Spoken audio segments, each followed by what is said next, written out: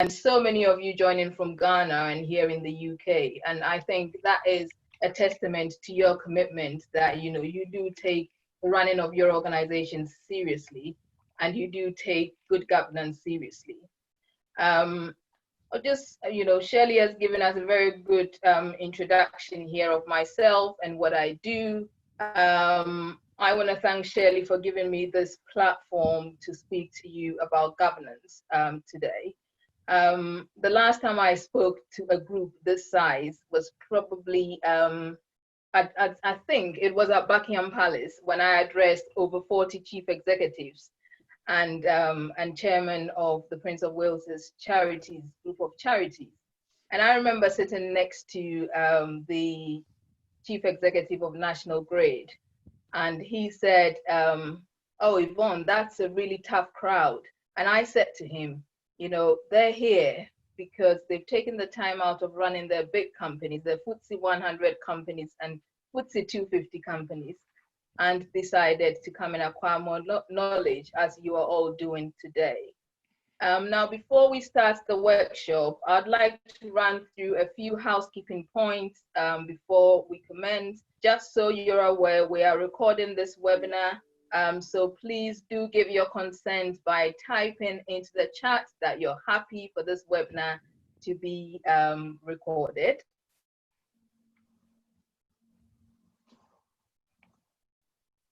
I'll give you a few minutes to just do that for us.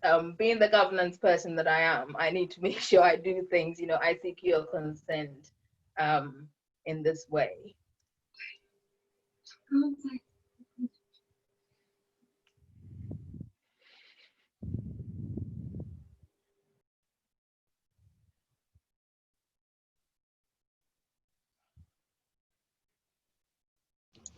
Great, thank you very much.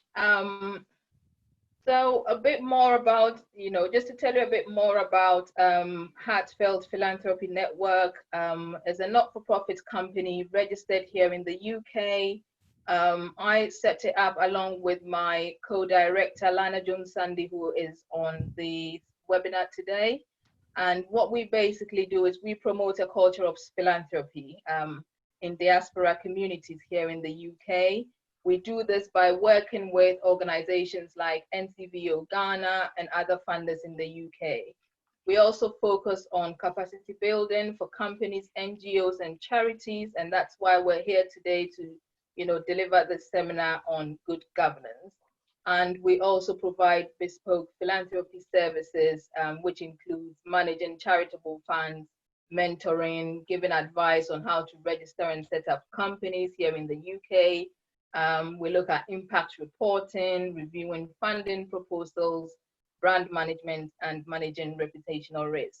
That is just to summarize our work, but do take the time to visit our website and learn more about our services. I am particularly passionate about what we're doing today, purely because governance is an area that I have operated in for over a decade. And as Shirley mentioned earlier, you know, I manage a portfolio of companies and look at their governance, you know, quite complex companies. Some are commercial companies, some are charities, you know, they're in quite complex structures. But what I found out over the years in the profession is small organizations, because of the limited resources that they have, are not able to afford the services or get the services of somebody like myself, who would support them and give them the guidance that they need, even though they're so passionate about the work that they do, and they do such excellent work. We set up Heartfelt Philanthropy Network to try and build capacity for these organizations, and actually to get them in front of funders, you know, for them to actually notice the work that they do.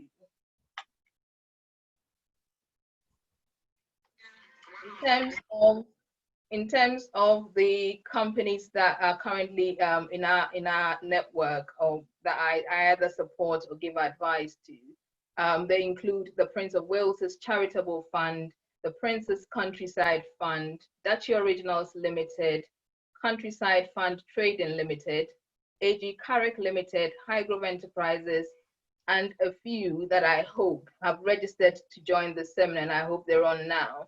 Coordination 1957, which works with a lot of young people in Ghana, and they're registered here in the UK. MG UK Foundation, which is the Miss Ghana UK Foundation. So I do a lot of work with the queens, you know, as they call them, when they've won the pageant, to look at how can they give back to the community. So last year we were in Ghana, we were at the Street Kids Academy, helping with education and supporting education there. Last but not the least, I am also a trustee of the Guba Foundation, and we do a lot of work around autism awareness in the UK diaspora community, and also with Mental Health Week this week. Next week, we're looking at, you know, COVID-19 mental health awareness and living with autism during this time. So that's a bit about me, about Heartfelt Philanthropy Network. You know, as I said before, you know, do have a look on our website and, you know, learn more about what we do.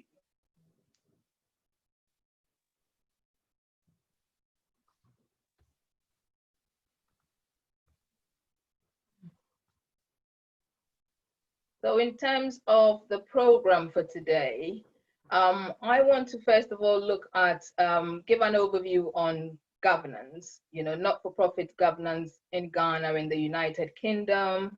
I want to look at what governance is. I want to break this down, you know, as much as possible for you to really understand. And I think this is an analogy I always use. I want to make it as simple as possible for my grandmother to know what good governance is. And so I'm going to pitch this at a level that is hopefully meets your needs. And I'm also conscious that most of you, when you completed the registration form, you told us what you wanted to achieve from this seminar.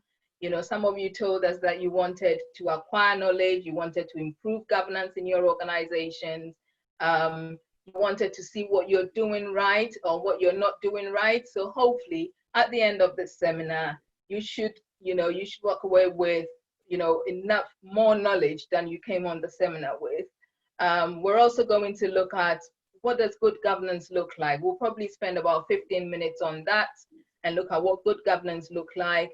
We will then look at a case study, you know, so after we've learned what good governance look like, we're going to look at a case study. And in the case study, it will be read on the seminar, on the webinar. However, we'll put you all into breakout rooms, you know, where you can go into your groups and you can discuss the case study. I'll give you a few questions to consider, you know, as part of the case study, and then regroup after 15 minutes and share your thoughts on that. We will then have a Q&A session where you would also ask any questions, you know, any burning governance questions that hopefully I can answer. We would also look at, to finish off, we will do some final thoughts on good governance for not-for-profit entities, and we will then close the seminar. So the plan is that we should be done in about an hour and a half. However, based on the last seminar, I think we enjoyed it so much that we were on for 2 hours, but we are aiming to finish the seminar in an hour and a half. Are there any questions at this stage at all from anybody with regards to the program for today?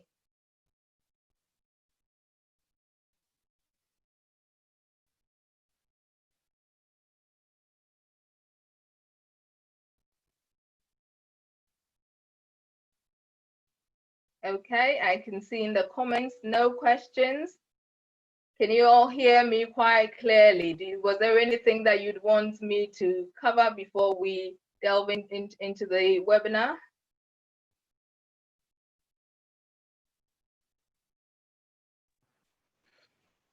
No, please, for me. Yeah.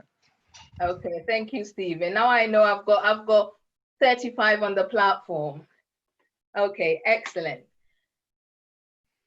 So, what is good governance? I think that is the biggest question. What is good governance? You know, and I'm sure, you know, before coming on this webinar, you may have Googled what good governance is. Did anybody find that helpful at all? The Google definition of good governance.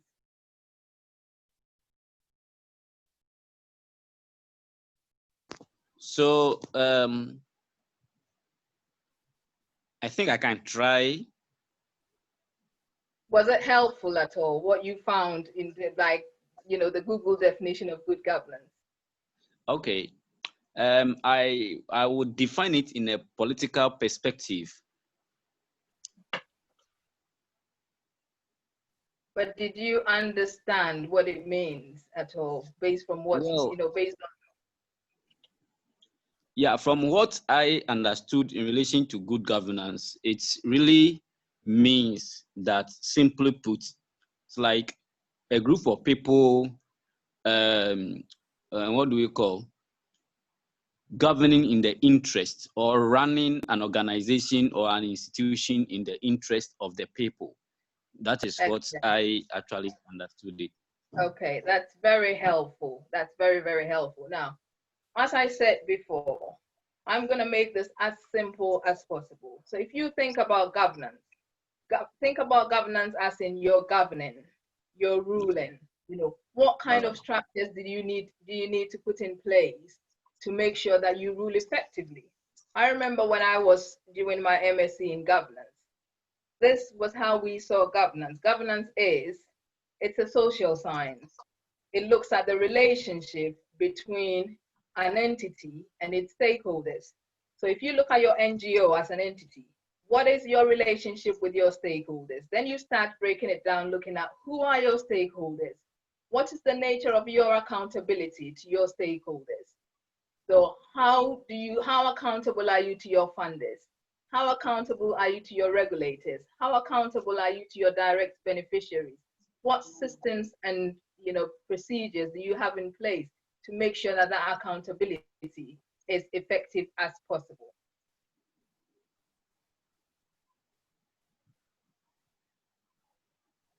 So in terms of, you know, the definition of governance, if we think of it as, you know, how we interact with our stakeholders and how best we make sure that that interaction is as effective as possible.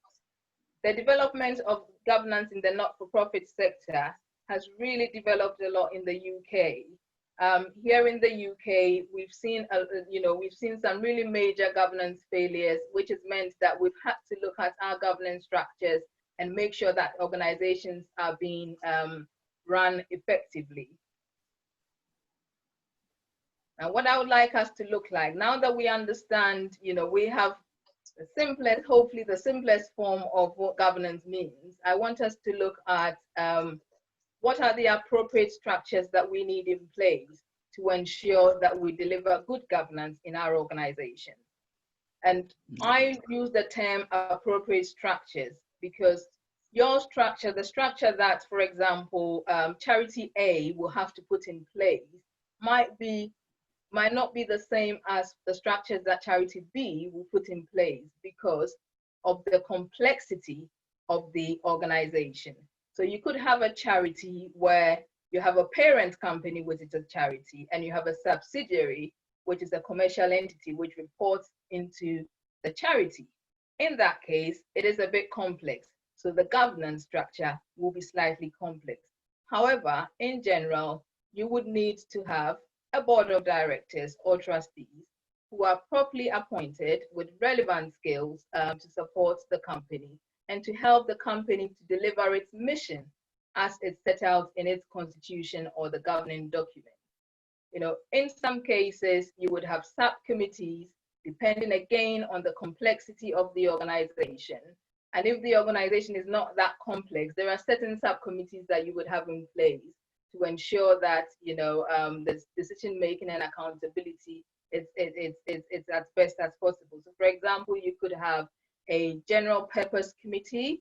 I think for charities and NGOs like yourselves, it's always good to have a fundraising committee or what we call a development committee to help you to identify, you know, where funds are, or to look at proposals and things.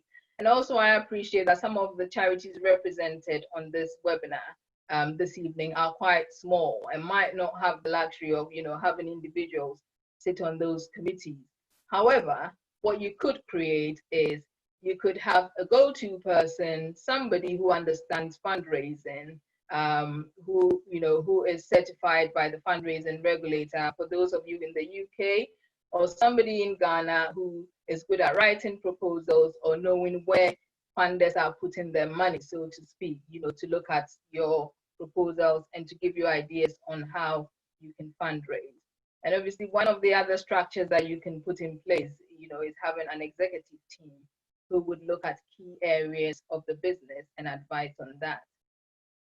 In terms of processes and procedures, again, it's all about it being effective and appropriate. So we're looking at effective and appropriate internal controls that would help, help the NGO to deliver its mission, and also to make sure that there is that accountability to its stakeholders.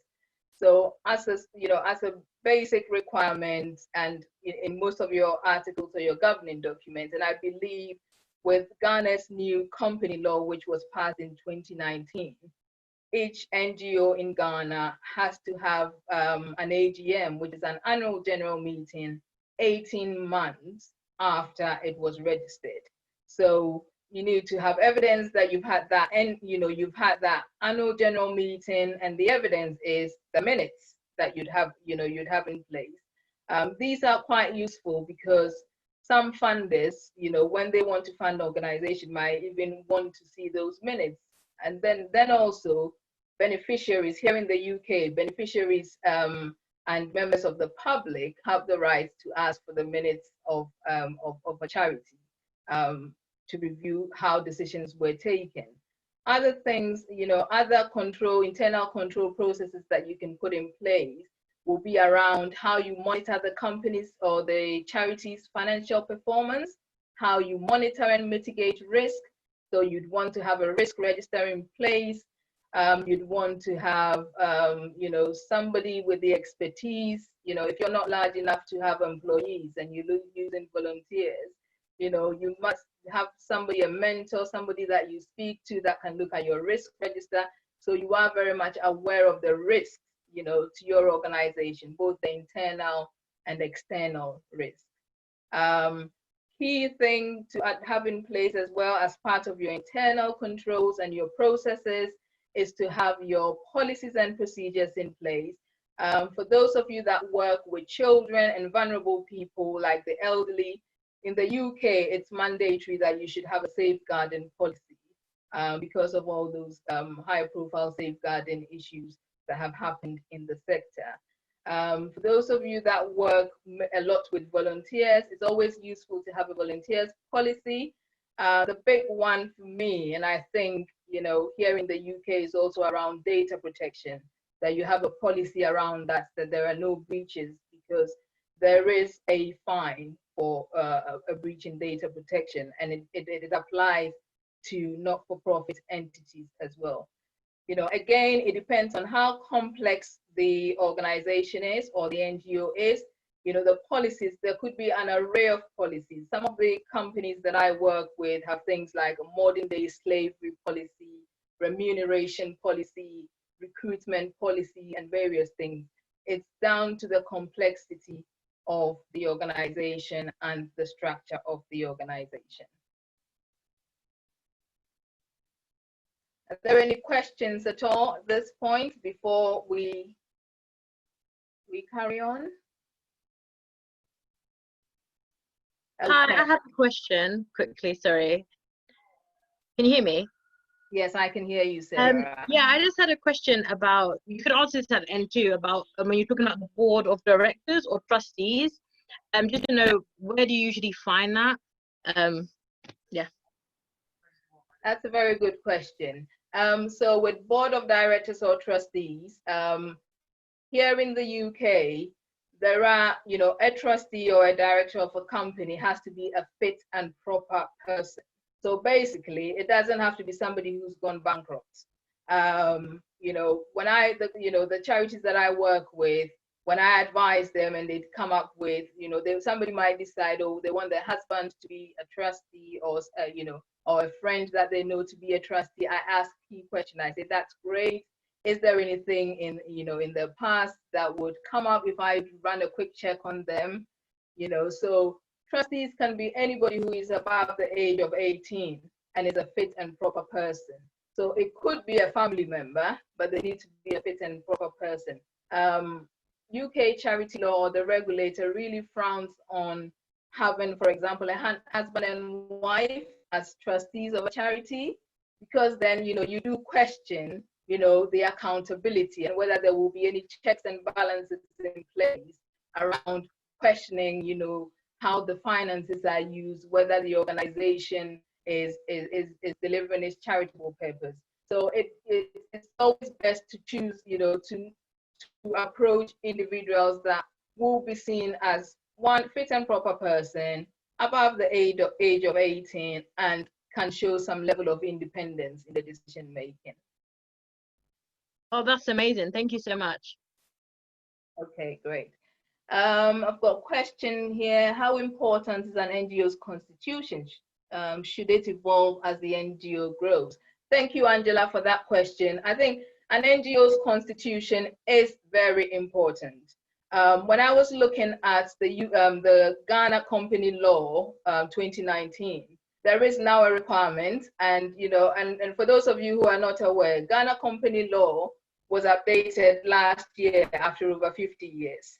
So, and it was updated to bring it in line with the UK's good governance framework, to bring it in line with New Zealand, Mauritius, and South Africa.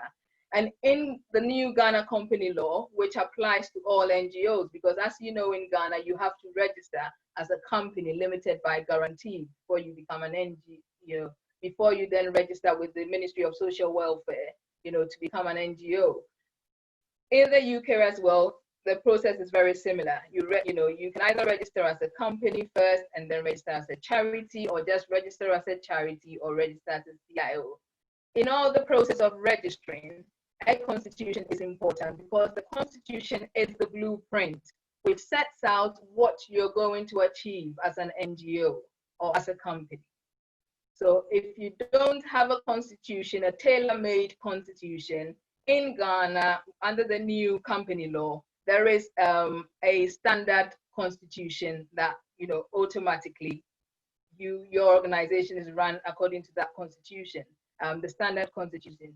Here in the UK, if you register as a company limited by guarantee, which is a not-for-profit company, you can choose to adopt Table A, which again, Table A is like model articles of association. Does that help, Angela? Does that answer your question? Yes, thank you. That's great. Quick question. Hello. Okay, we'll take one last question, and then we'll move on to the next section of the program. I have a quick question. Yeah. Can you take us a bit deep in the voluntary policy? Sorry, say that again. Can you take us a bit deep in the voluntary policy? Okay. When you say voluntary policy, what actually do you think most of you do? When you start an NGO, you're not in a position where you can start, you can start employing staff and paying them. So you end up having volunteers, unpaid people who give up their time, unpaid, to do work, to support the work of the NGO. You need to have a policy which explains, who these people are, what authority you give them to do what they do, and how you compensate them. So, some police would say we pay expenses, reasonable expenses for all volunteers, and volunteers include trustees. A trustee position is an unpaid position. However, if let's say you have to leave Accra and go to Kumasi for an event, and you took some of your volunteers with you, your charity pays for their travel, so it's in line with the policy. And when you recruit new volunteers, it's always good to tell them, let them know basically what they're in for. It's a bit like being employed. You get an employment contract, with some policies, which then explains to you that this is what you need to do, this is what's the behavior that's expected of you.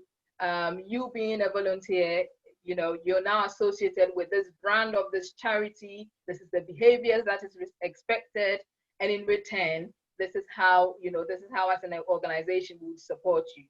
Does that help?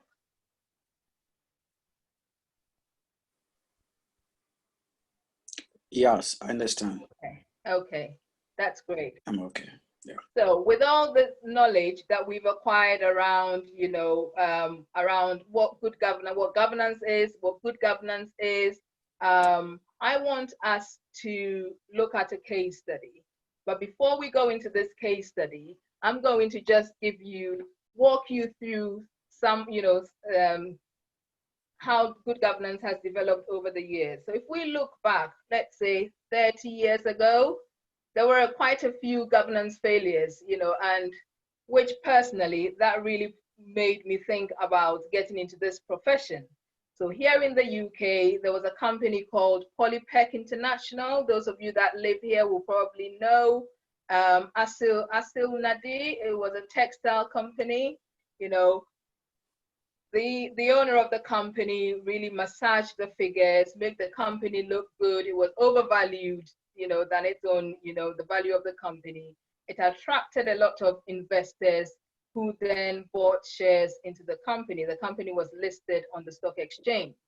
Obviously, the company went bust, and the owner of the company fled the country to a country where there were no extradition treaty between the country and the UK.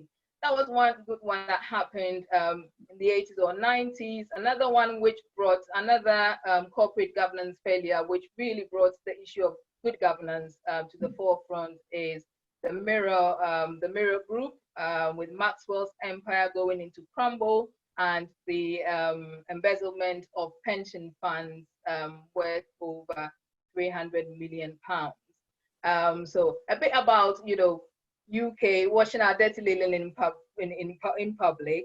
Let's go across the pond to the US. I think most of you heard about this. In 2001, Enron, the energy company, really, there was a bit of like creative accounting, making the figures again look better than it should be, and making investors believe that the company was, a going concern.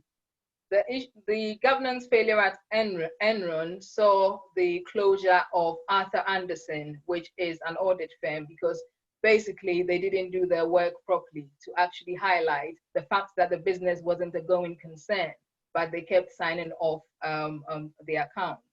Quite close to home in Ghana, some of you would remember, I think it was this year or last year, where the Bank of Ghana had to close a number of financial institutions and microfinance entities because they felt that those businesses were not financially viable. So this is how we see governance in operation. Where there is good governance, you would either have a regulator actually say, hang on a minute, you're not doing what you should be doing. You shouldn't be carrying on, and if the regulator doesn't step in, we need to be assessing ourselves as our organization and seeing if we're delivering our mission. I want us to look at a case study, which more relevant for the seminar, a case study on the big kids company. And if I can ask Angela to just read the case study for us in a minute.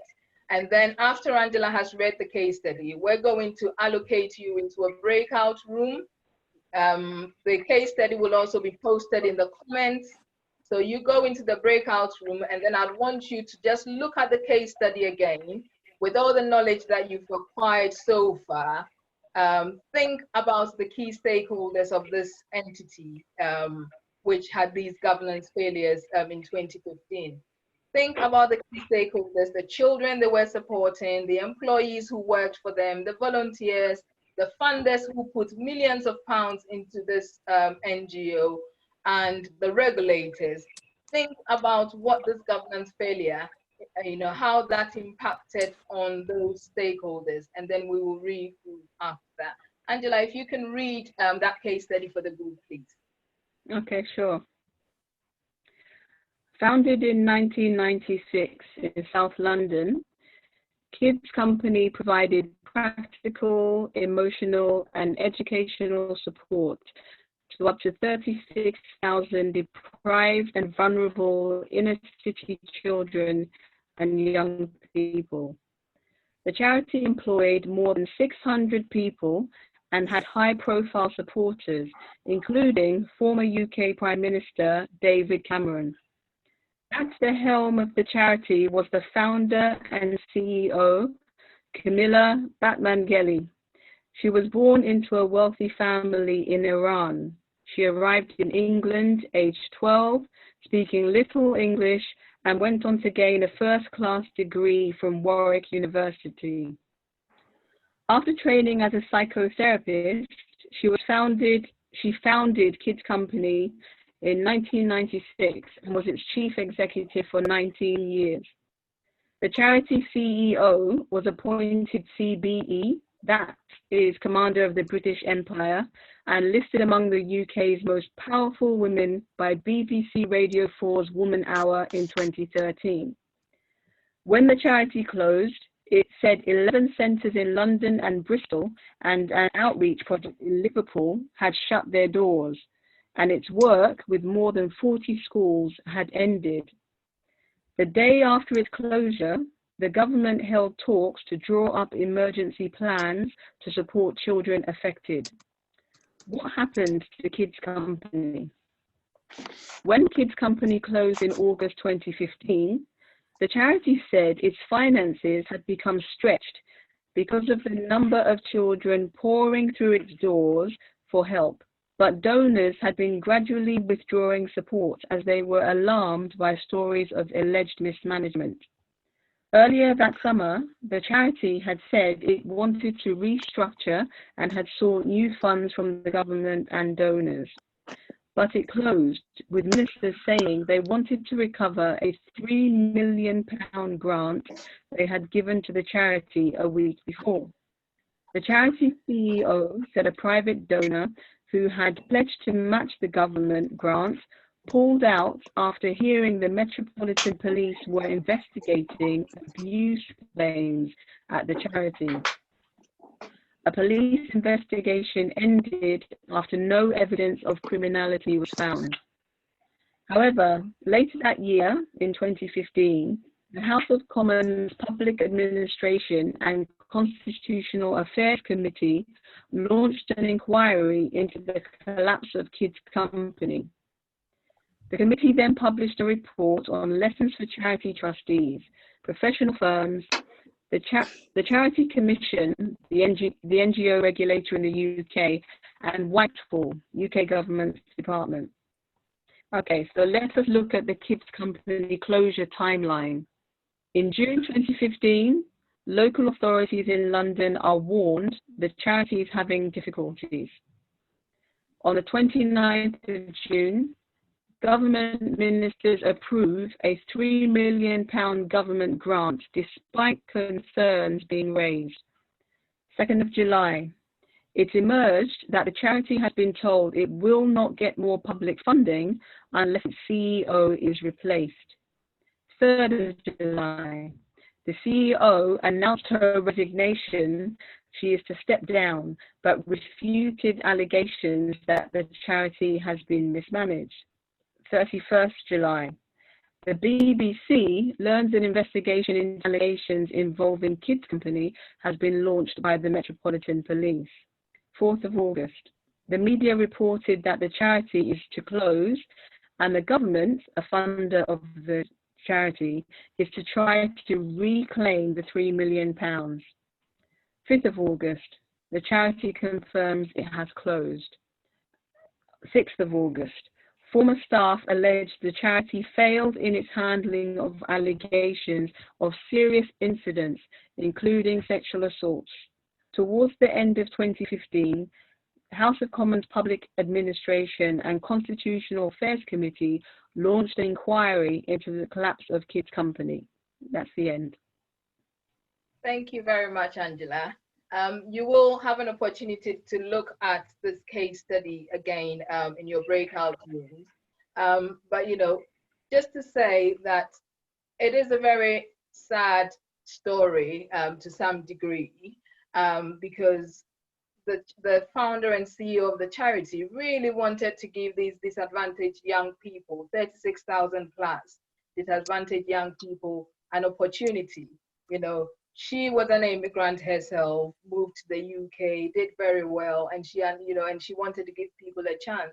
But where did it all go wrong? You know, and that's what I want us to look at, because there are lessons, you know, as NGO leaders and, you know, people who run not-for-profit entities, we run it with a lot of passion, and we are not immune from these pitfalls, you know, that we run so much, you know, delivering our vision, that we don't stop to think about the governance. We don't take a moment to think about, you know, are we doing what we set out to do? What are the risks that we're facing? Do we have internal controls in place, you know, and are we monitoring our work effectively? So what I would like us to do is go into our breakout rooms, and I believe Shirley will put us into our breakout rooms. We should have about 5 breakout rooms. When you go into your breakout room, you can only communicate with the people in your breakout rooms. In 10 minutes or so, we will ask you to come out of your breakout room. When you're in your breakout rooms, I would like you to look at what went wrong at Kids Company. I would also want you to think about what impact that this inherent weakness in governance have on the charity's beneficiaries. First of all, I want us to look at the children, direct beneficiaries, the 36,000 plus children who were relying on this charity, to give them a lifeline. What impact did it have on the 600 plus employees and volunteers that worked for them? What impact did it have on the funders, and its main funder being the government? And what impact did it have on its professional advisors and regulators? And also, what impact did it have on the public? The public is one of our biggest stakeholders. We get it right, we get the praise. We don't get it right, we lose public confidence, because charity is about, delivering a particular charitable activity for the benefit of the public. So Shirley, if you can put us into our breakout rooms, please. Okay, I'll do that, but can you put the questions in the chat for them? Okay. What they are looking at? Okay.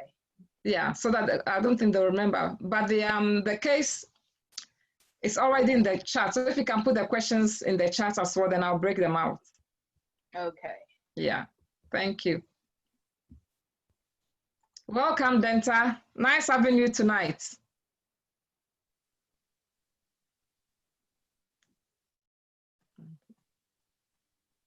So when you're ready, let me know, then I'll create it. I'm popping that in now. So when I create it, you get a pop-up to say join. So you just click join and you all go into your rooms. Is everybody okay so far?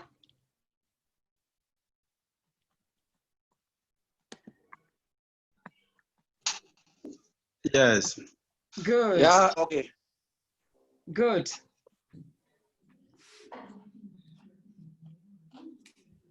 Okay.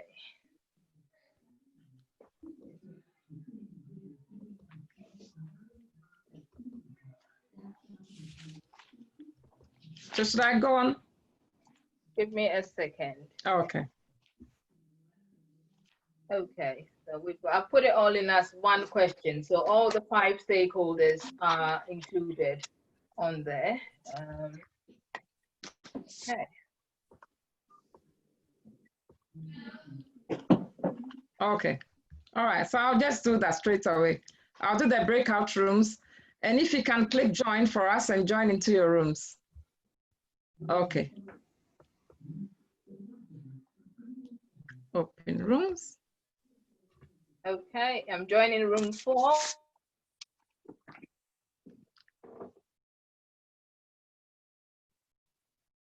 Okay, I'm joining room 1. Okay. So where your name is, just click join, and let's join.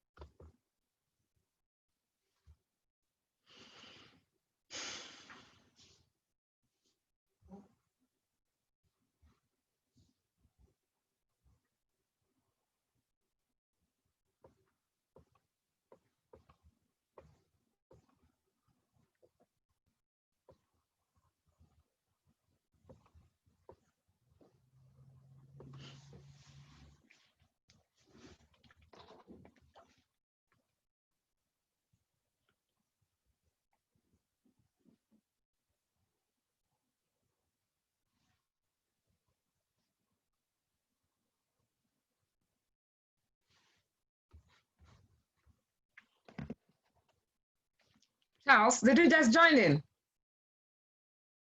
Charles. Oh.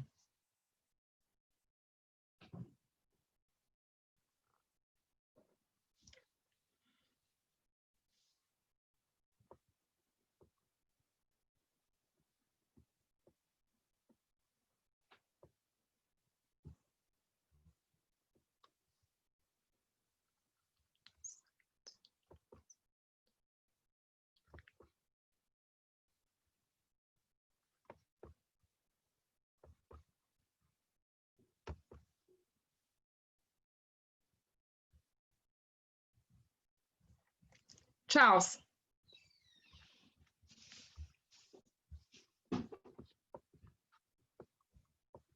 Charles, can you hear me?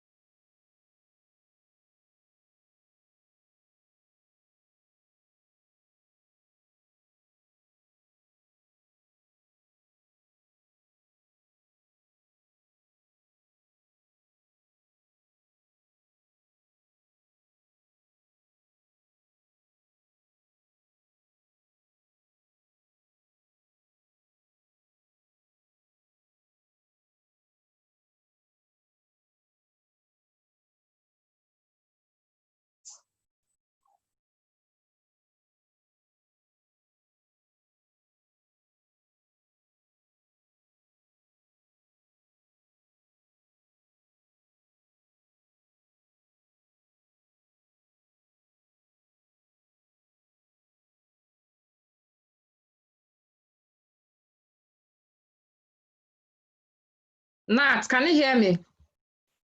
Nat? Nat?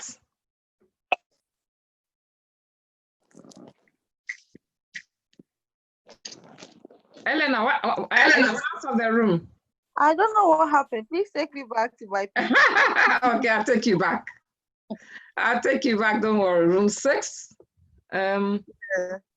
Where are you? Where am I going to find you again?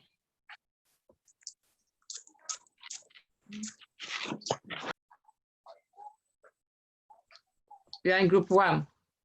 Hold on. We're in group 1. No, group 6. Okay. Move to group 6. There you go, it's gone. Group 6. So I've done it, so join.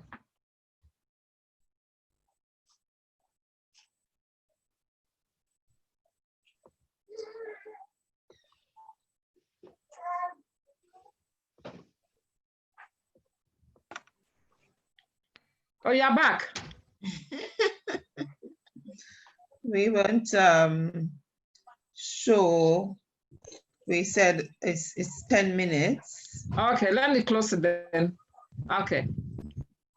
What group were you in? 5. Okay, how was it? It's good. It was just three of us, really. Sabrina and Obed. Some didn't join. I don't know why. Okay. Obed, how are you? I'm good, Auntie Shirley. And you? What group were you in? I was in group 5. Okay, how was it? It was great. I learned a lot. Great. All right, I think they're all coming back now.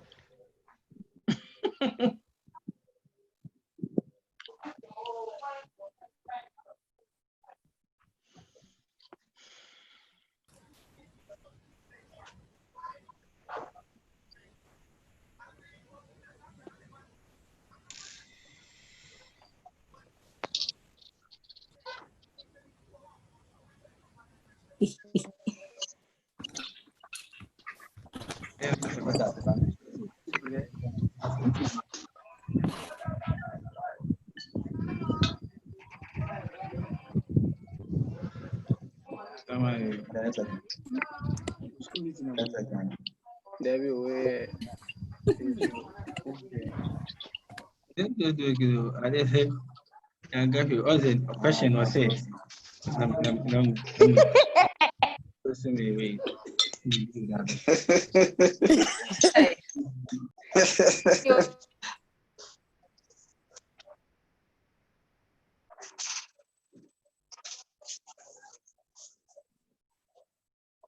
Hello, welcome back. How was the breakout session? It was really if you want to good. say something. Yeah. It was really good. I think we had a chance to talk and share ideas, which was great. Excellent. We will explore some of those ideas shortly. You know, this was an opportunity for us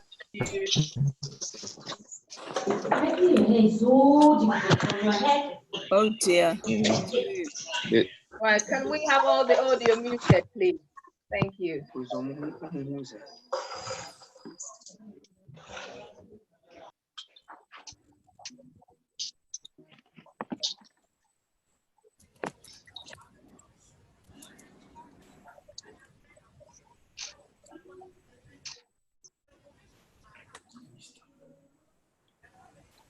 Okay, we still have a few people with their audio on. Can we have that muted? I'm trying to mute it remotely, but do help me out and mute your audio so we can continue. Thank you. Thank you very much. I'm really pleased that you enjoyed looking at the case study, and I will give you an opportunity to feedback your thoughts. If you want to say something, just put your hands up. Use the system. Put your hands up, and then Shirley will give you an opportunity for you to share your thoughts. So shall we take some feedback from breakout room 1? Yeah, that was us. Okay. Sarah, what did your group think of Kate's company, the collapse of Kate's company, and its impact on its 5 main stakeholders, the employees, the 36,000 children who are benefiting from the charity, funders, regulators, and professional advisors, as well as the members of the public? Yeah, and any members of my group, please feel free to like jump in if I missed anything. So we looked at like the collapse of like the kids, like what is going to be done for them in the interim of it breaking out, because there's so many kids and they rely on this service like for many years. Because I remember when it was like around and stuff when I was like quite young. So what support is going to be for them, because maybe the government doesn't have enough housing or doesn't have enough centers to be able to support them. Also looked at employees. One of my team members, Edna, made a really good point about like the mental health impact it has when you lose your job. And they had like 11 centers, in the UK, and they also worked in over 40 schools. So imagine that mental health impact that you have as well. We talked about like on the funders, how in the UK to register as a charity is like so hard, and it's like you need a lot of paperwork and it's really quite strict. And the money that you need to make to be able to meet that threshold as well. So we talked about how there's like a lack of trust now kind of in the charity system and the not-for-profit, to be able to, trust them with money. We also talked about professional advisors, which was really good. We talked about how there was a lot of inconsistency probably in their governance, and maybe that they trusted them a bit too much, that they became like a bit lent back when they shouldn't have. They should have been on the ball and really consistent about what's going on. And just on the public, just losing trust in charities and being really, really concerned now about how charities run, where the money's going and how it's being used, and making sure everybody can be held accountable as well. Excellent. That's very helpful. Thank you. That's a very good review of the collapse of Kate's company. Group 2, any feedback from you?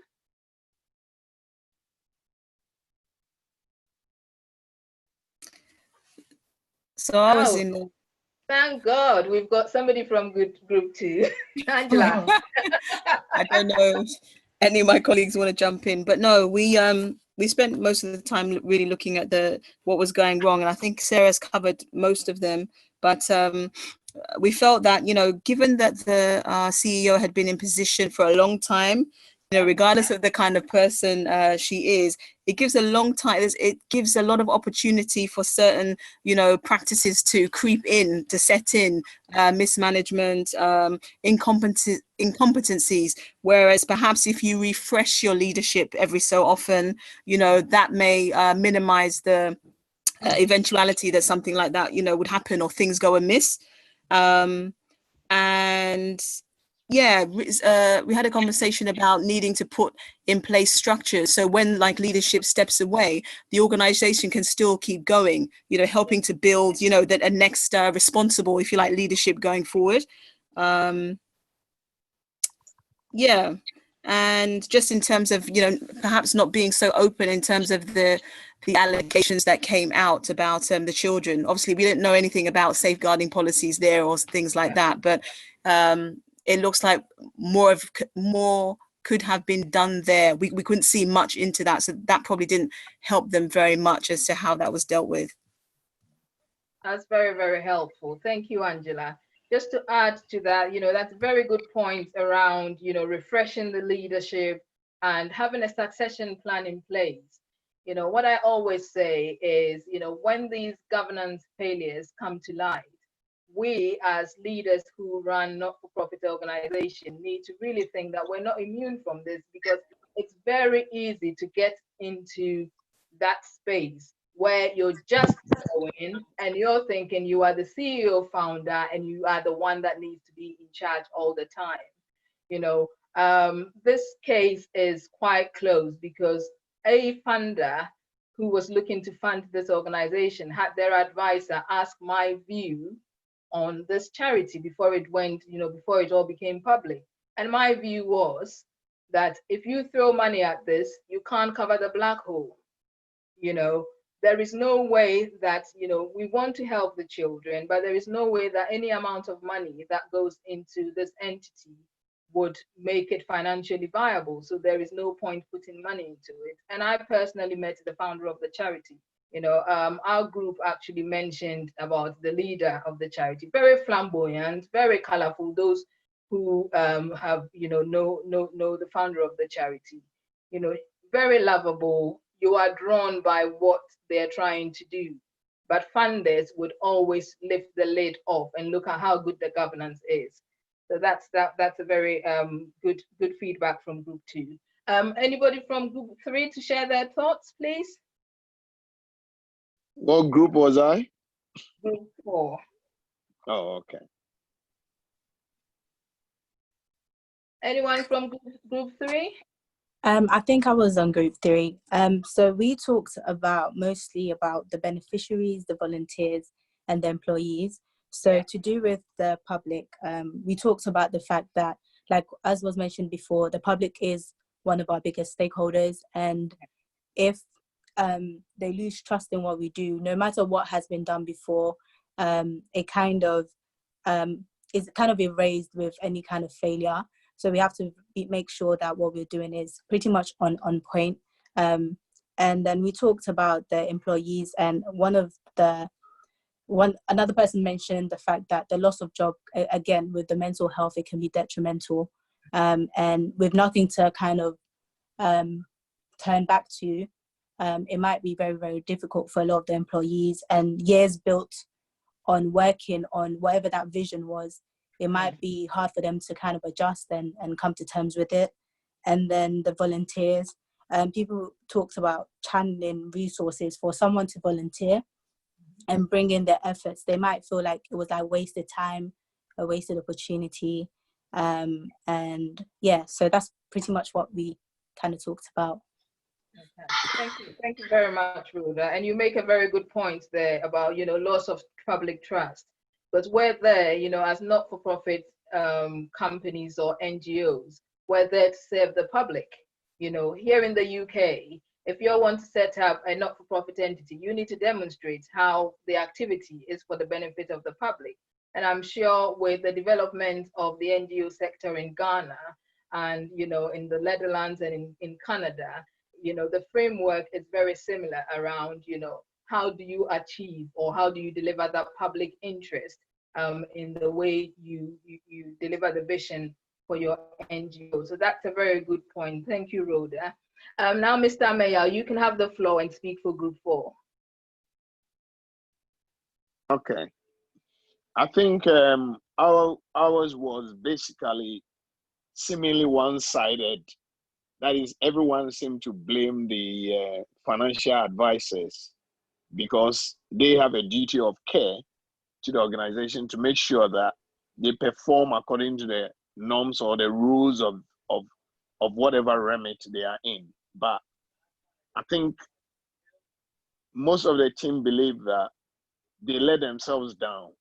So no organization, no non-governmental or governmental organization will really want to work with them because it's a total failure. I sort of didn't really completely agree with them because I thought leadership, because of how buoyant the leader was, she could be a little bit stubborn in adhering to the advice that the financial advisors were giving her and her management. And that could have caused what has happened. So I don't know if anyone from Group 4 would like to add anything to that. Okay. Ezekiel, I'd like to hear you as well. Okay, so I was in Group 4, and that didn't give you an unfair advantage, I promise you all. I think the key thing that I shared with the group was, to think about when we say financial advisors, are we talking about the audit firm, which looks at the books and certify that, it's, the company or the charity is a going concern? Or are we talking about a financial advisor who decides where it gives advice on where to put any surplus funds, where to invest the surplus funds? So we need to be quite clear on that. If we take, for example, the Enron case in America, the audit firm, Arthur Andersen, had to close as a result of, governance failures within Enron. So, it's quite important to understand the role that the advisors play. I will come on to that. There is a very good report. It's 70 pages long. If anyone's looking for something to read, it looks at all the key stakeholders and which role they played, because what the government did, because it put £3 million into this NGO charity, it's public funds, so they had to do an inquiry into how that went wrong and what role the financial advisors or the audit firm could have played in that. So, well, thank you very much for your feedback and your comments. I hope that, there's a lot here that we can take back and, we can reflect on as we look at our own organizations and our own NGOs to see what lessons can we learn from Kids Company and what can we take away and make our organizations better. So we're now nearly an hour and a half into this webinar. So I will open the floor for questions, any further questions, and then we will do our final thoughts on governance and our next steps in terms of good governance. I have a question. Yes, Sarah. Does governance have to be an external process?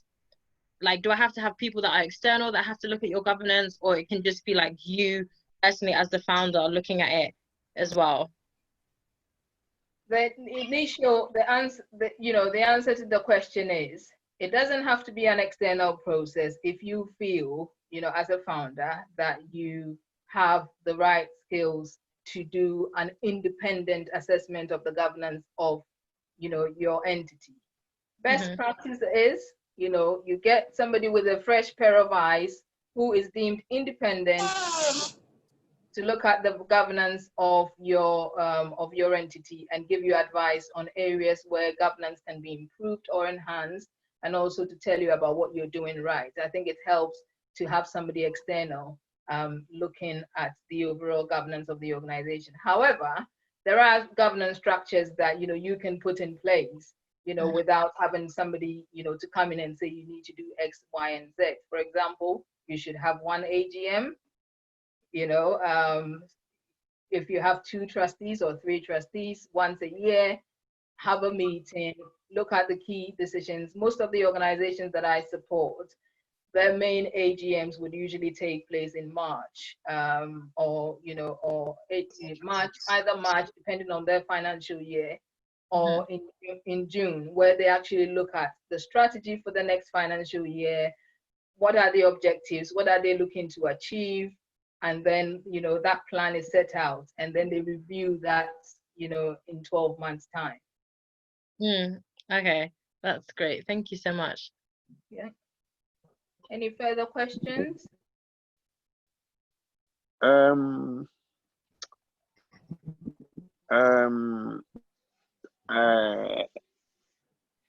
Yvonne?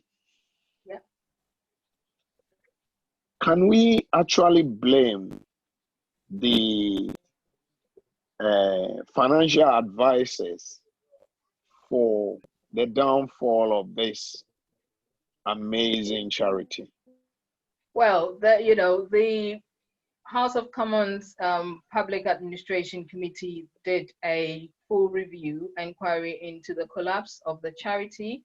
The report is available. I can email it out, or I can email it to Shirley at NCVO, and she can send it out to you all. I don't think there were some weaknesses in there, but there wasn't any apportion of blame at all. Okay, thank you.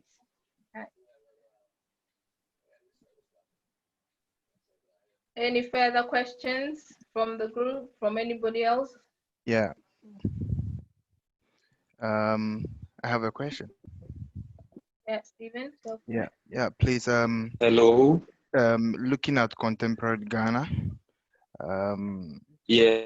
With Yes. your experience, please, what are some of the This is it's quite noisy out there. I can't hear anything. I can't. Hello. Hello. Hello, Stephen. We can hear Stephen, you we now. can hear you. Okay. Please. My question was looking at contemporary Ghana. What are some of the suggestions you can give to we up and coming organizations, as in certain things we have to do about our governance to help steer our organizations to another level we aspire to be? Good. So I think, you know, the fact that you're on this webinar, you're taking that first step in actually taking an interest in the governance of your NGO in Ghana. Because what we've looked at today, we've looked at governance from a UK perspective, translated it into Ghana perspective, Netherlands, Canada, UK, and and the UK governance framework is at such a very high standard because there's been a number of governance failures here. So if you apply what you've learned here and the UK governance framework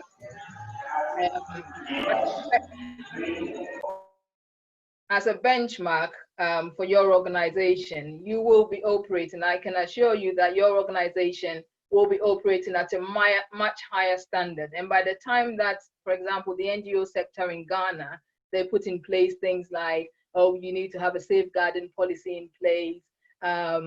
You need to have a data protection policy. You need to have committees, all of that. You would have got that in place already. You would have done, you would have had your own view, on what your risks are. So if you apply the governance framework from a more regulated or highly regulated environment into the environment that you're in that is probably less regulated, you're most likely to be operating at a much higher standard and be ready for any future changes in governance in the country that you operate, or in Ghana specifically.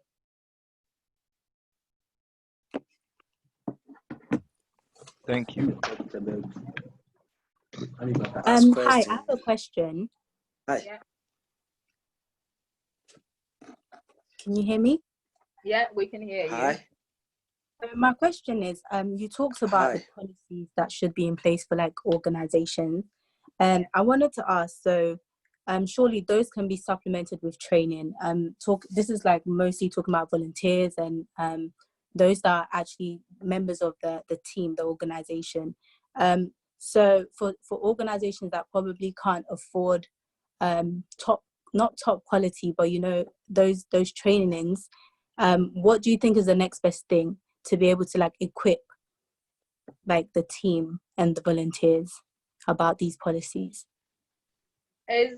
So here in the UK, for example, if you're registered as a charity and regulated by the Charity Commission, for example, the safeguarding policy is one of the mandatory policies they ask for when you submit your annual return.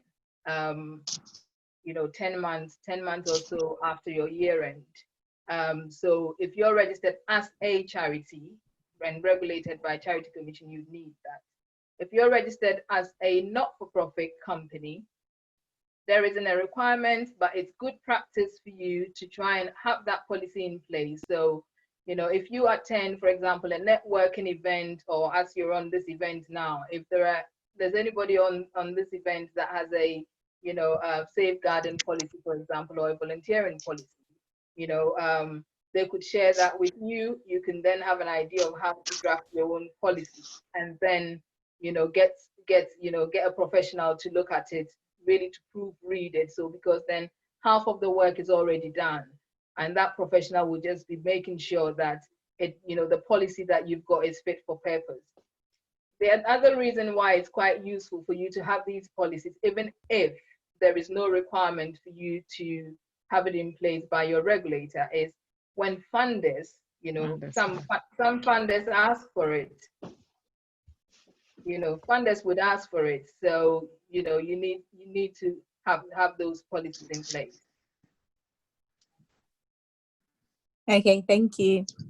You're welcome. Any further questions from Hello. anybody? Hello? Yeah. Hello. I want to find out how best a voluntary can put the frontiers, I mean the executives of the organization on toe when the organization is at the verge of collapse. Sorry, can you just explain that again, please? I mean, when organization or some NGO at the point of collapse, and they don't have a resource or something, but maybe a voluntary member who sees ahead that the company is going to collapse, and maybe when he sees and advise the executives and they don't take him serious, what are some of the actions he can take against the executives? Okay, that's a very good question. I'm not quite sure how that would work, for example, in Ghana, but I hope that over the next few years, the social welfare sector or the department will be putting in place some of these good practice measures in places like the UK. So for example, here in the UK, there's protection for whistleblowers. So that person who is actually seeing that things are not going quite right in the charity or the NGO, but they've told the executive or they've told the board of trustees and they're not doing anything about that situation. The regulator in the UK allows, people or members of the public or, stakeholders to actually flag up issues to them and they would look into it. So there is whistleblower protection here. A whistleblower can raise concerns, and when those concerns are raised, the regulator would investigate those concerns. If they feel that, there is ground to open a case, they will open a case. And, some of the organizations that I've worked with in the past, when, for example, when they've made a big financial commitment, somebody has thought, is that a good use of charitable funds? I've had to deal with things with the regulator where we've had to assure them that it's a good use of charitable funds. So there is that protection for whistleblowers. As to how that would work in Ghana, I am not quite entirely sure at this stage because there isn't that framework to protect whistleblowers. My advice would be that if the individual is concerned and they raise the issues with the management, and if there's a trustee body, they raise the issue with the trustees, but nothing gets done, I think they should just withdraw their own support from the organization. Okay, Yvonne, Rukus Foundation, I think it's Patrick, has raised his hand. Okay, Patrick. Hello. Yeah, hello. Yeah, hello. I'm there. Yeah, I'm there. I was about to say something about the case study.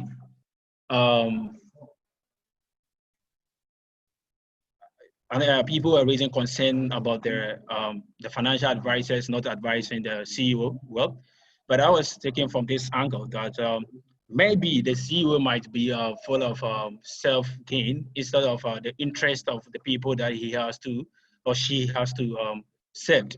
In the sense that sometimes people set up NGOs for their self-interest, not the interest of the people that they are there to support or they are there to help.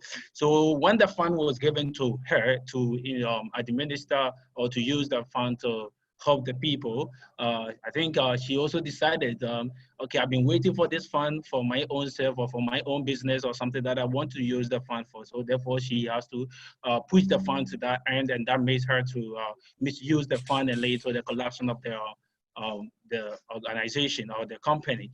So what I want to put across that we should always put the interests, then whatever we have decided to do first before we look at our own self-interest, because NGOs are not profitable organizations, and we don't stand there to gain, but we are there to make an impact in the society and also to help things that the government cannot fully support. Then that's what I want to put across. Thank you very much. That's very good. Thank you very much, Patrick. I think we have a few more people who've got their hands. Yeah. One is there's one, your name is not, but there's a number there, 871-0233-9920. You've raised your hand for quite a while. Yes. Ask your question, yeah. Yeah. Good evening. Yeah. My question basically, I'm Jonas Azrago. Okay, My Jonas. question yes. My question basically is I want to know the eligibility criteria for a trustee, the age eligibility. And secondly, I would like to know if you are running a charity foundation that is limited to your family. In that instance, your contributions and everything comes from the family members. Would you still need to get financial advisors from elsewhere, or you can do your own in-family kind of analysis, financial analysis, or you need to involve experts to regulate that? So that is my basic question. Okay. Okay, thank you very much, Jonah. So the first part of your question, to answer that, eligibility of trustees, you know, here in the UK, you have to be, you know, a trustee has to be 18 years or, you know, above 18 years or more. They have to be a fit and proper person, you know, somebody that hasn't been declared bankrupt in the past. Obviously, they shouldn't be on the sex offenders register. You know, they should really have a good reputation and, you know, somebody with good standing in the eyes of the public. You know, again, here, if you apply, you know, as a charity and you nominate trustees, I believe that the charities regulator would run a check on those individuals because they have to sign a piece of paper which says they're a fit and proper person, or you have to tick that box for them before they become trustees. So that's the first part of your question. The second part, I believe you're talking about a family foundation. So, you know, an NGO, which has been set up by a family, they put their own money into it. Do they need a financial advisor to advise them? The answer is yes, to a degree. If they have a lot of money, which is, you know, some of the NGOs that I've come across in my career, you know, somebody leaves a huge amount of money in their will. They want that money, or they leave that asset, and they want that asset to be used to support a particular activity. For example, orphans. So the family then carries on the name of that charity. 3 generations on, they're still doing what, you know, the great grandfather asked them to do. They might want to seek advice because, you know, the situation 30 years ago might not be the same now. You know, you may not have a lot of children in homes, you know, children's homes now. So work, you know, how can the money be used to fulfill that charitable mission? So this, you know, it's yes, get a financial advisor if, you know, we're talking about huge amount of money, for example, an endowment, to advise on how best that money can be used and also how best that money can be invested so that you can then, you know, have a return on that investment and put it back into the charity or the NGO. If it's not a significant amount of money, but it's a family foundation where, you know, the individual puts some money into the foundation every month, and because, for example, use an example, if they want to support education, because when they were younger, somebody, you know, somebody really helped them and gave them an education, so they want to give back to their community. And every year they commit to helping 10 children, you know, from Awoshi, you know, to have an education. Then you don't need a financial advisor. They can, you know, they can go to schools in Awoshi if there's a particular school in Awoshi that they want to support, or if, you know, children from there that they want, the community that they want to support, they can actually go and hear people's stories, and the person whose story moves them, they can decide this is where we want to invest our money. We want to help, you know, Kwesiata from Awoshi to get a good education, so we're putting that money into Kwesiata's education. Okay, I think the next person is Eleanor in Shraba. Okay. Yes. Hello, good evening. Good evening. I wanted to go back to the case study. We didn't really have a deep discussion with my team, but I was trying to ask if the woman, the founder of the NGO, was power drunk. Because I believe when some people have a position for a long time and they become so comfortable, they sometimes give deaf ears to their views and opinions when they are being given any suggestions or they are giving advices because they feel they founded it and therefore they have rights over it. And secondly, I picked the point where I felt there was nothing like annual evaluation in the company, because if there was annual evaluation, the red flags could have been identified by the stakeholders and it could have worked on. Okay. Thank you very much, Elena, for your comments on the case study. As I said before, there's a very detailed report. I'll send it to you, which looks at it. I would refrain from giving a personal opinion on specifically on the CEO and founder, but I think the lessons here for us is most of us on the platform this evening, pardon me, are founder CEOs, and there's a lot of lessons there for us to learn. That does it come to a point when we found an NGO, does it come to a point when we need to get some, fresh blood, new eyes to come in and look at our vision? Do we just step back into an advisory role? And I want to go back to the leadership seminar we had before. Do we bring somebody in who is an eagle, who will then give you the lion, who's the leader and has that vision, the direction to take your vision? It gets to a point where you have to sit back and think, 5 years on, what have we achieved as an NGO? 10 years on, what have we achieved as an NGO? And as a founder CEO, in a very good organization where governance is quite robust, usually there is a review of the CEO's performance by the board of trustees, who will then, give feedback on what works and what doesn't work or what needs to be improved. I don't have any evidence at this stage that was quite thorough in this particular case study. But in any good organization, there will be that mechanism where the CEO founder's performance is reviewed and feedback will be given. And then if there's a need to make a recommendation to look at succession planning, to bring in new blood, somebody else to come and take the organization forward, then that would usually happen. But I think we all need to be aware that, the founder CEO syndrome, we need to be aware of that, and we need to make sure that we put processes in place to manage that and look inwardly and see how well we're leading the organizations that we founded. Okay.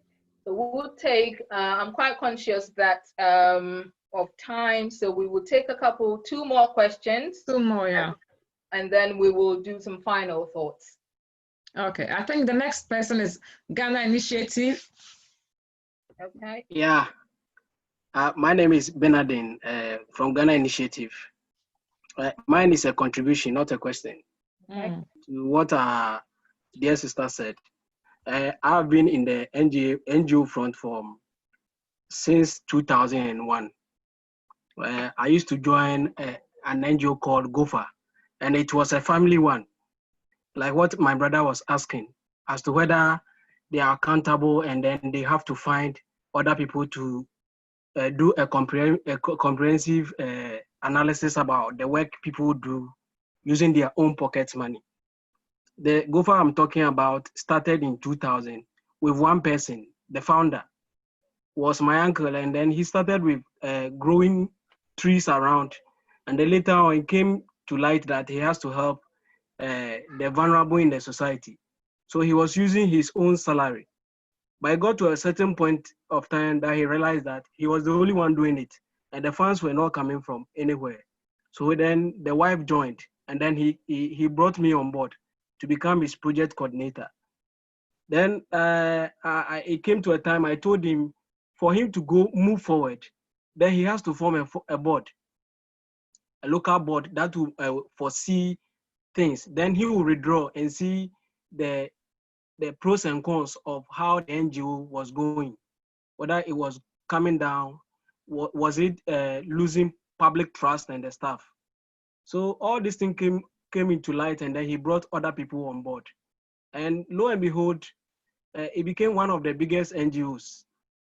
And they were sending reports to the social welfare, they sent reports to the government, and lo and behold, the government also came into force, and then they were helping them. Then the recent one in which I find myself, that one too, you can see that the organogram is there. At the initial stage, we were having only one core mandate. But when the board came into force, you could see that now our tentacles is stretching. And you see that more ideas are coming in. So I think that even if it is a foundation from the home, and you are using your own funds to fund the NGO, you still need an external force to come and see what you are doing, because still the money that you are using it to help the public. So it become a public fund. It therefore means that if I'm taking 1 cedi and I'm helping 2 people, people are going to recognize it. They are going to broadcast. And as soon as they broadcast, the number is going to increase. And when it increases, it means that the money does not belong to you any longer. It belongs to a certain facet of people. Therefore, you need to do accountability to the public to still win their trust. So this is the bit that I also want to put across. Thank you. Oh, well that's done. awesome. Okay, now Bonabe Foundation, I think it will be our last one.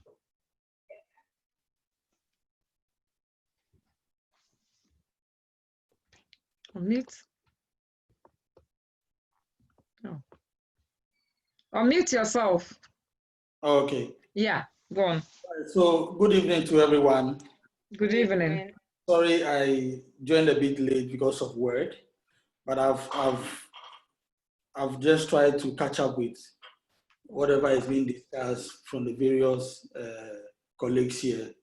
Now, my submission is in the form of a question and at the same time a suggestion and a contribution. Okay. Now, I want to state emphatically here that the period where NGO is seen as a lucrative business kind of thing is far gone. Now you can see that the work of the NGO has become more passion-driven and a desire to support humanity. Unlike when we were growing up, we saw people managing NGOs, and within 2 months you see them in the flashy car, you see them in a big mansion, because one donor or one funder just came in to punch some money into the NGO. You could see now in Ghana, from where I'm sitting, that the youth are taking over this NGO thing, and it's so impressive. Because most of these people leading the NGOs are actually victims of what they are preaching. So it makes the whole thing look like a passion kind of thing than coming in for money. Now, having said that, is it always, I'm putting the questions as when I'm speaking, is it always dependent on an NGO to look for an external funding instead of creating other ventures to use maybe a portion of the proceeds from that ventures to support the NGO, which is what I've been doing for the past 5 years? Because as I'm speaking now, we at the NGO have not received any external funding. All the works we've done are from friends and family and other businesses we have tried to bring on board to use a percentage of the proceeds of sale to support the work we are doing. That is the first question I ask. Is it wrong to do other business outside the NGO to use percentage of the proceeds to support the NGO? Now, 2, one thing we all here on this platform must understand and trust is that every founder of an NGO is a potential entrepreneur. But we see NGO to be some sort of, oh, let me just do to help the poor. Let me just do to the, but you see, once you are able to sit down to initiate or to have this mindset of starting something, you are already an entrepreneur. So you must open or scope up your mind to be able to bring more things on board. I know NGOs that are selling things. For myself. I sell honey. I sell palm oil. These are the things I do, and I use proceeds. And then my career job also. I take a portion every month from my career job of my salary, and then the sales that we are doing around also, we put it together to initiate our projects. So when you sit behind somewhere, you will think that probably we have received some funds from an Oyibo somewhere. No, these are the entrepreneurial minds we are bringing on board to help us not to be dependent on people, but rather use the opportunities around us to create other venture of getting money to support the NGO work we are doing. So in that case, we don't put pressure on ourselves. We don't stress ourselves. We take advantage of the people around us, the church members, the family, the friends around, those who have seen the work we are doing. Once you approach them, people are really ready to help. So that is just a point of advice. Even though I've asked one question, I just want to stress out that let's open our scope of thinking and create other lucrative jobs around the NGO, but making sure that we don't cross the line of the NGO, because NGOs are not supposed to be profit making, but you can make profit somewhere and bring it into the NGO. That doesn't make it wrong. So I'm just putting this across as food for thought. Thank you. Thank you very much. I'm glad we got your comments in before we moved on to our final thoughts. And what you say about whether, asking whether NGOs, is it wrong for an NGO to look for, external funding? My advice always is every NGO should diversify its income portfolio. Yeah. Okay? If you don't diversify your income portfolio, if the main income portfolio dries up, you're falling flat on your face. So, the companies that I work with here, and I mentioned them if you were joined earlier, I work with here, are in such a complex group structure where the charity is the parent company. And underneath the charity, we have some charitable subsidiaries and commercial subsidiaries, where, for example, we have a product that we've licensed the brand to a big supermarket in the UK, which gives us royalties in income. So, for example, your honey, will be going into these supermarkets exclusively to sell that. And then the income that you raise comes into the charity for, to support the charity's work.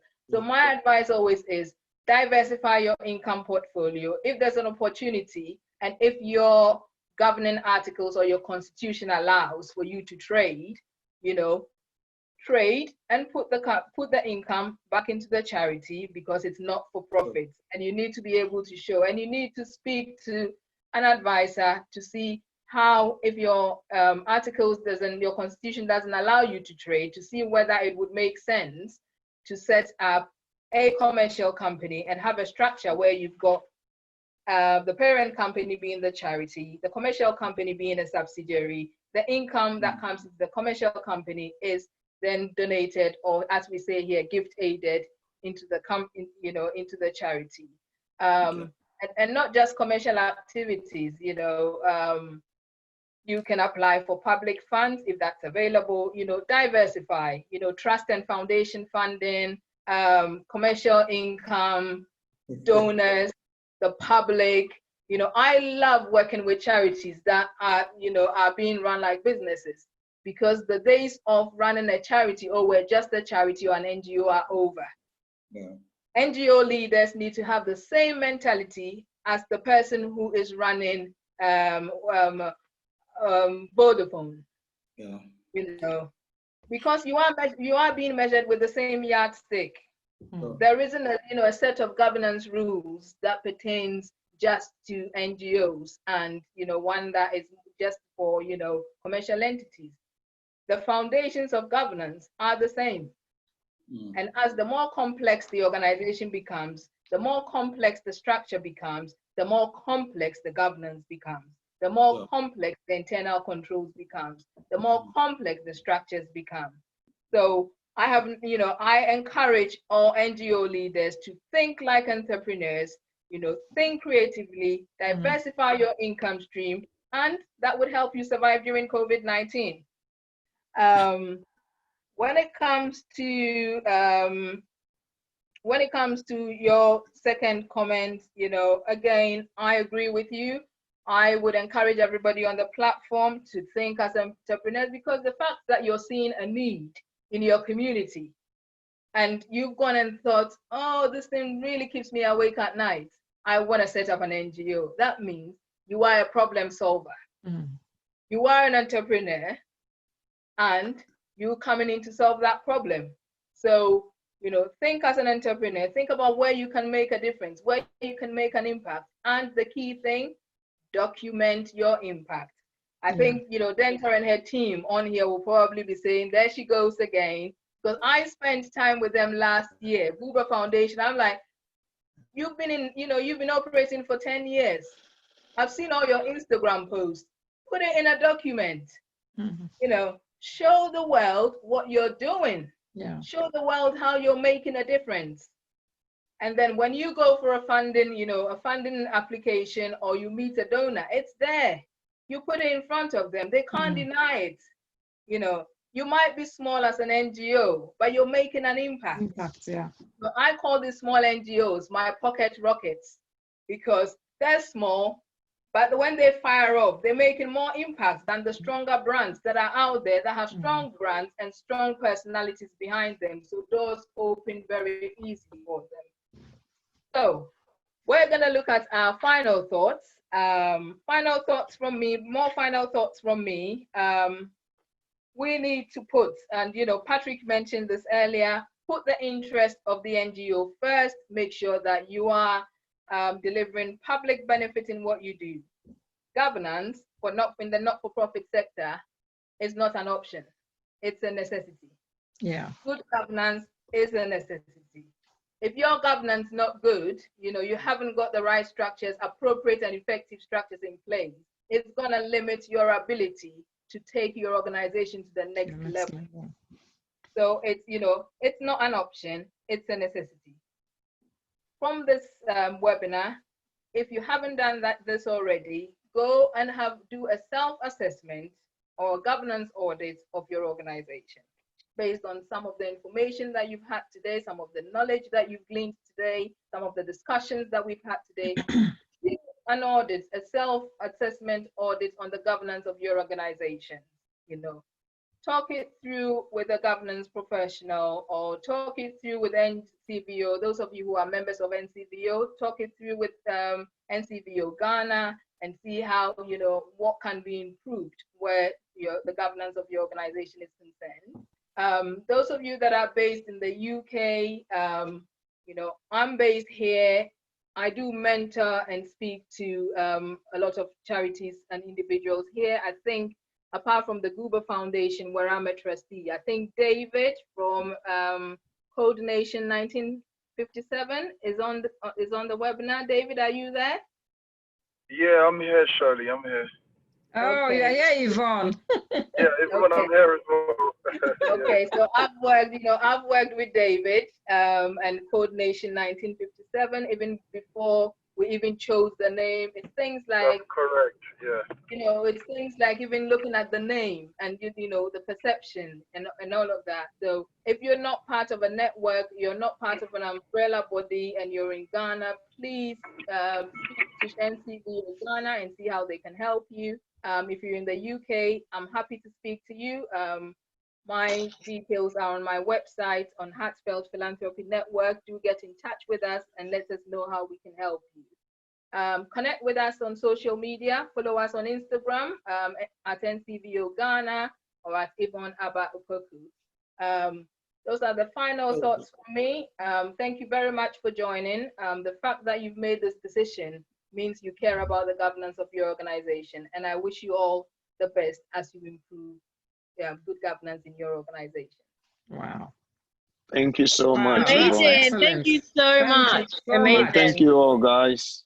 Thank you. Thank you. Thank you, guys. Thank you, Yvonne. Thank you, Shirley. It was an amazing and please webinar. complete the evaluation form, which Shirley will send out, and let us know, how I know you've all said thank you and you're really appreciative, but let us know if there's anything that we can improve in for future webinars. We'll do that. Yeah, but we value your feedback on this. So thank you very much for joining us. Yeah. Thank you. Thank you. My final thoughts before I think Stephen want to say something quickly, then I'll give my final thoughts. So Stephen, 2 minutes. Yeah, please, I would like to thank everyone for making it here. And I would like to thank our Mama Shirley, and our Mama Yvonne for this opportunity you've given it to us all as an organization. We really appreciate, in the olden days, we used to do things on our own. We used to think through our thought and do certain things. But now we are being governed by such an experience you are offering to us today, and we really appreciate. First of all, I would like to urge the entire crew at NCVO-GHANA to, work closely with government to push some of the activities and policies that will help we, the organizations out there. These are some of the things we are learning to do. So on the side of the government, what is the government of Ghana also doing to protect us and to also support us in our work we do? When we are able to realize all these policies and activities, and they are not trying to help as they are doing now, what can we do? There are certain things that will be our flaws and weakness at the end of the day. So I would like to plead on behalf of my colleagues and to offer a submission to the head of NCVO-GHANA to coordinate with government too, because the thing is now beginning to get to another level. So we can now advocate for certain things, which will to our benefit and to the benefit of the people we have over there. Thank you once again, Mama Yvonne. We appreciate today's talk was so deep. I'll give you a message. And thank you to my papa, Mr. Kofi Wafu. I sent you a message. Yeah. Yeah. Thank you. Yeah. All right. Wow. Yvonne, thank you so much. Thank you so much. And as some of them have said, a lot of people on the platform has learned a lot today. And that's the main idea of NCVO-GHANA, to make sure that our members are on top there. As some of them said, I'm sure some of them don't even have a policy for volunteers. They don't even have policy for, child protection, which is not common in Ghana. Even Ghana doesn't have a policy for NGOs. So what do you expect the small NGOs to do? So this is where NCVO-GHANA comes in. This is where we want to challenge the governments. When I went to Ghana last year, a few of the NGOs that wanted me to come on board so that we could talk to the government about the NGO policy. Yes, we'll do that, but I want to develop our members. Just as Yvonne said, the fact that you're in Ghana doesn't mean you shouldn't operate like an organization in the UK. What's the difference? There's no difference. There is no difference. So I'm really happy about this webinar today, and I'm sure we are going to continue. Yvonne, thank you so much for the knowledge that you've shared for us. It's just wonderful, and I'm sure everybody is blessed. So as you said, we'll go through, our members will go through and see the policies that you don't have, and we can help you develop the policies, because that's what we are there for. I'm sure Yvonne is also going to help us as well. So thank you very much. And I'm sure we are going to have a follow-on webinar, which I will let you know as possible. And then when the recording comes to send around so that you can listen, but start thinking about the policies that you don't have. I will send a survey around, a tick box for you to show me which ones you don't have so that we can start, putting it in place. It's very, very important.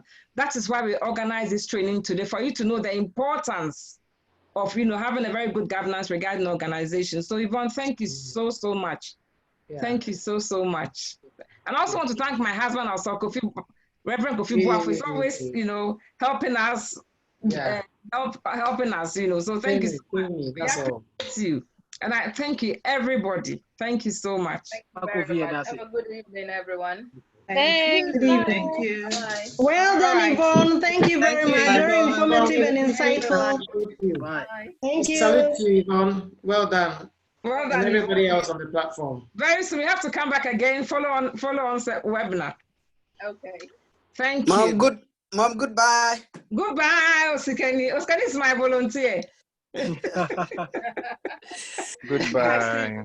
We are meeting in Ghana. Ghana. My regards to the little boy. Yeah. Okay, we'll do that. Mama Yvonne, I'll contact you. It's me, Edna. Yeah. I'll contact you. Eh? Yeah. Surely we meet in Ghana this year. Yes, we have to. All right, then. Good night, everyone. Bye, everyone. Bye. Bye. Thank you.